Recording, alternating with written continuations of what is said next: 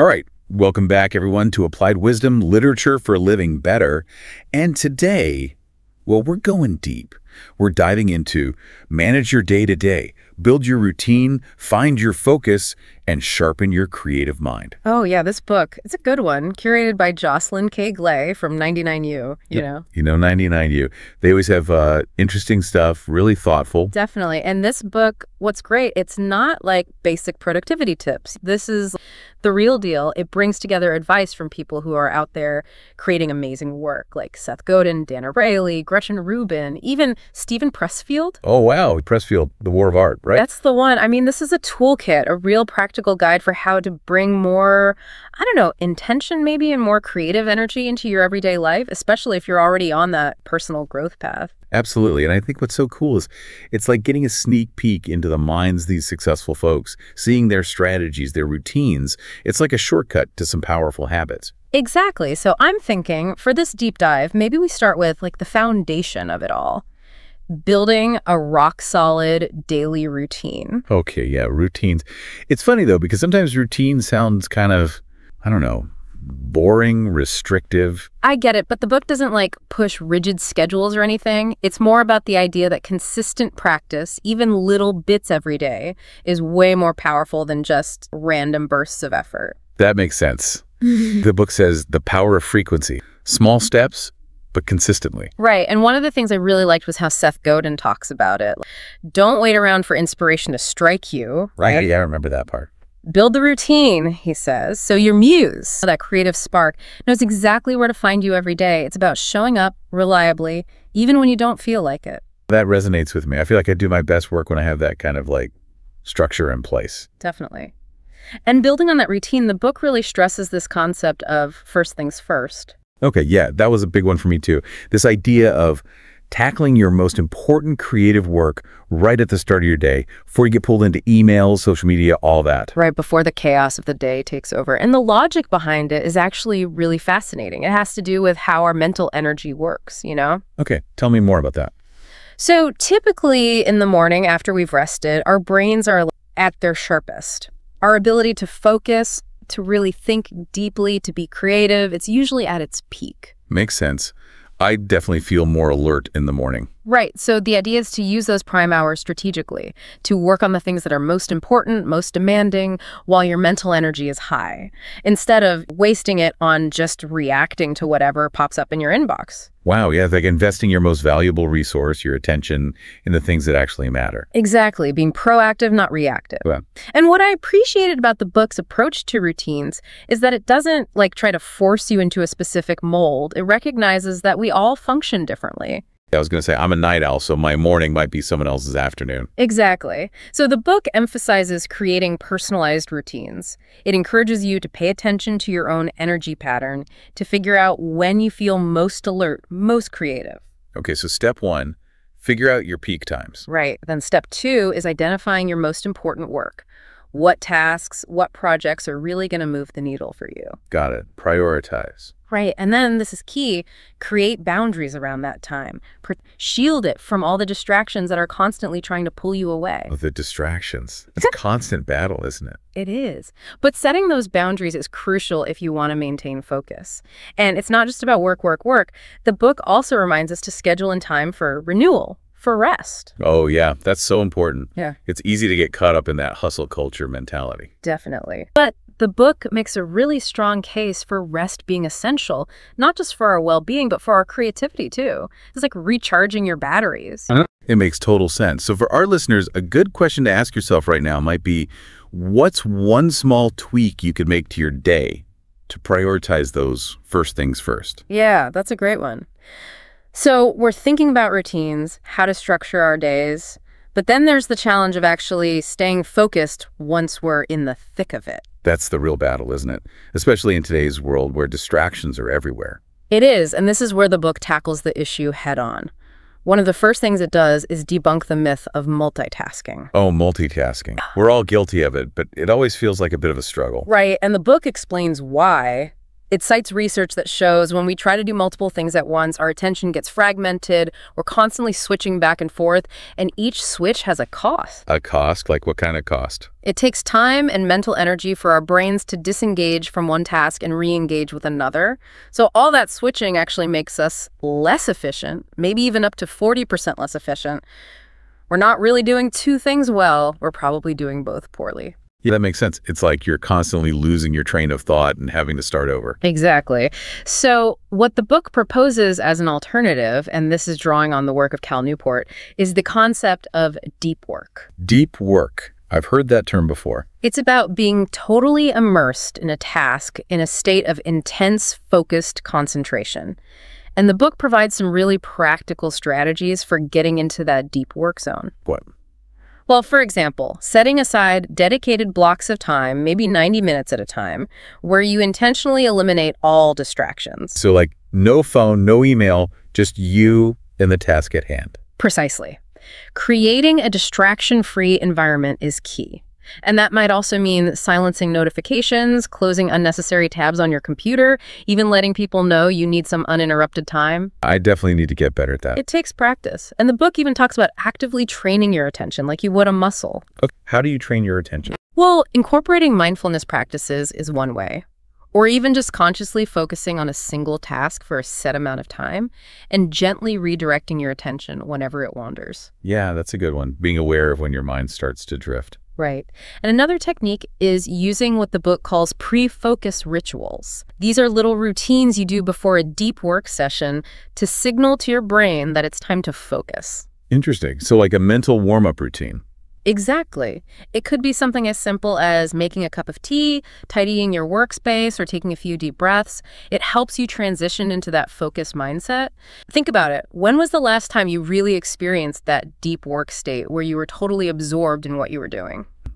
It's been a while. I have to admit, I need to carve out more time for that kind of focused work. It's something we all need to be more intentional about. And it's not just the external distractions we have to contend with, you know? You mean like our own thoughts, our own internal struggles? Exactly. And the book addresses that head on, introducing this really powerful concept from Stephen Pressfield called resistance. Oh yeah, resistance. I've heard him talk about that. It's that inner force, that voice in our heads that tries to sabotage us, especially when we're working on something meaningful, something that really matters to us. Oh, I know that voice all too well. It's the master of procrastination, isn't it? It is. It's the one that comes up with all the reasons why we shouldn't be working on that important project right now. Exactly. It's like, oh, I'll do it later, or I'm not good enough anyway. But the book reminds us that this resistance is a natural part of the creative process. It happens to everyone, even the most successful people. That's actually kind of comforting to know that I'm not alone in this struggle. Right. Just acknowledging it, naming it, takes away some of its power. And the book encourages us to anticipate it, to see it as a sign that we're actually on the right track, and to develop strategies for working through it. So we're working on building routines, cultivating focus, and learning to deal with our inner critic. But there's one more big challenge we haven't talked about yet, and that's our relationship with technology. Yes, the digital elephant in the room. And the book devotes a whole section to taming your tools. That title alone speaks volumes. It does. And the core message is this. We need to regain control of our technology, to decide how and when we engage with it, instead of letting it control us. So true. It's so easy to get sucked into that constant stream of notifications, emails, social media. It is, and the book offers some really practical strategies for breaking free from that. I'm all ears. Well, one is batching your email and social media checking. Instead of constantly reacting to every ping, designate specific times of day to deal with those things. That makes sense. It's like creating boundaries for your digital life. Exactly. And another strategy is creating tech-free zones or periods in your day. Maybe that's during meals, in your bedroom, or during those dedicated deep work sessions. That's a good one. I need to implement that more consistently. It takes discipline, but it's worth it. And the book also talks about being mindful of the activities that feel like productive connection, but are actually just distraction. Like scrolling through your news feed for hours. Exactly. It might feel like you're staying informed, but is it really moving you closer to your goals? Good point. I definitely need to be more conscious of how I spend my time online. We all do.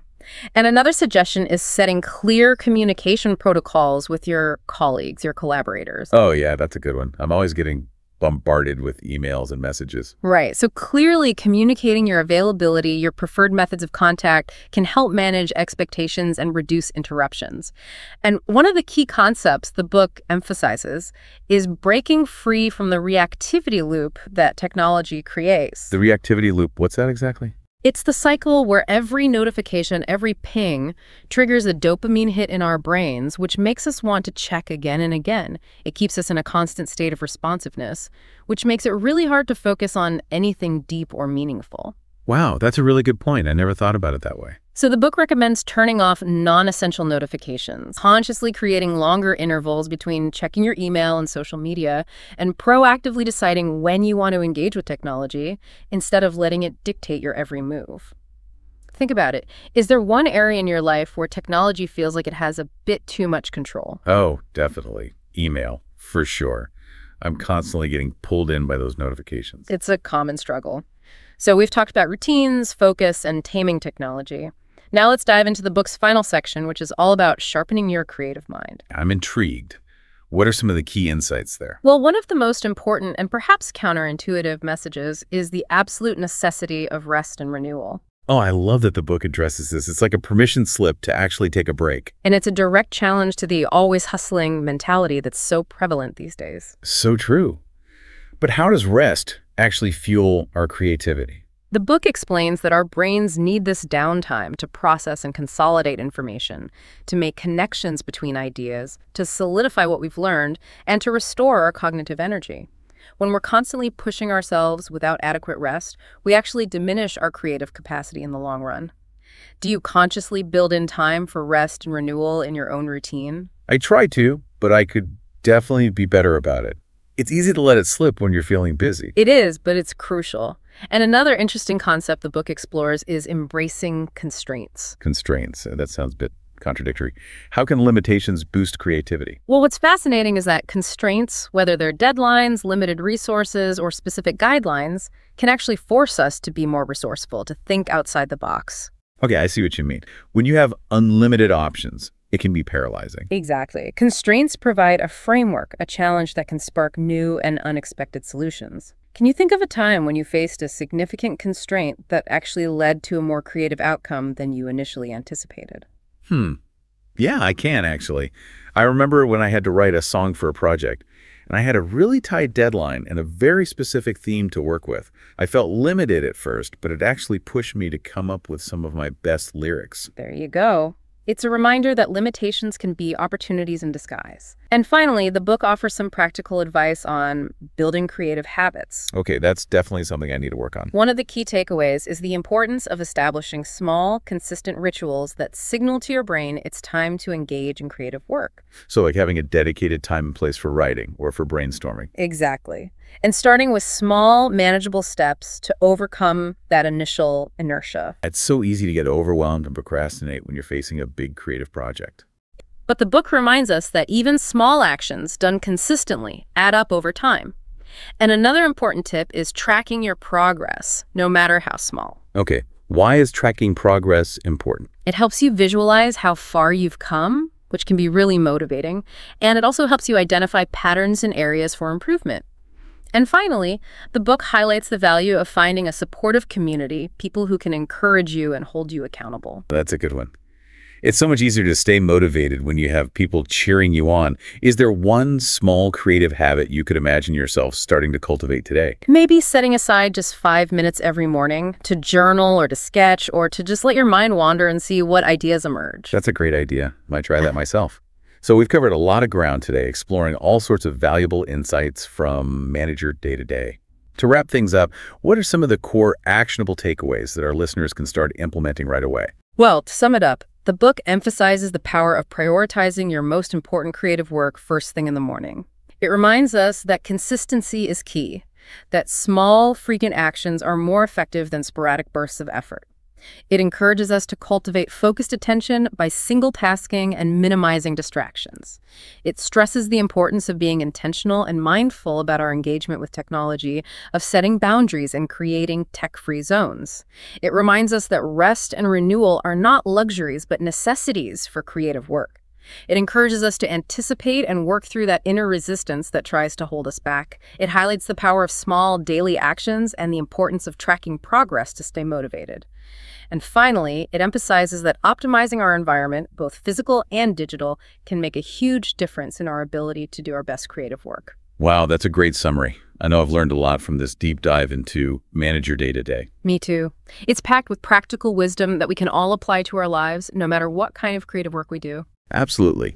So to our listeners, hopefully you've also gleaned some valuable insights and practical tips that you can start using today to enhance your focus, boost your creativity, and just generally make your days a little bit smoother and more productive. Remember, it's all about those small, consistent steps that add up over time to create big changes. Thank you so much for joining us for this deep dive on applied wisdom, literature for living better. We hope you found it helpful. Stay tuned for our next episode, where we'll be exploring another fascinating book and sharing more practical tips for living a more fulfilling and creative life. And if you enjoyed this episode, please like and subscribe to our channel. It really helps us reach a wider audience and spread the wisdom. And don't forget to share it with your friends and colleagues who might also benefit from these insights. Until next time, keep learning, keep growing, and keep creating. And keep managing your day-to-day. See you soon. Bye, everyone.